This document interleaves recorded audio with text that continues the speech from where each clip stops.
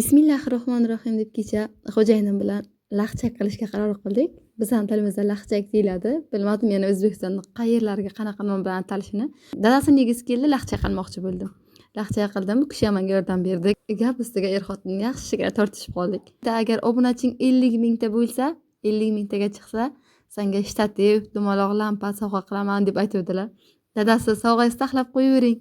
40 mingtaga yaqinlashyapti obunachim desam, 50 mingta bo'laman degunimcha yangi yil kelib qoladi deb aytadilar.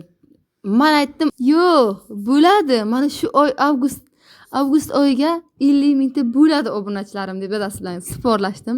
Agar avgustgacha obunaching 50 mingta bo'lmasa, avgustdan keyin video chiqarmaysan, salat sezonimiz boshlanadi, salat qilamiz. Bo'ldi, qo'y kerak emas, boshingni og'ritma, senga ham, menga ham deydilar.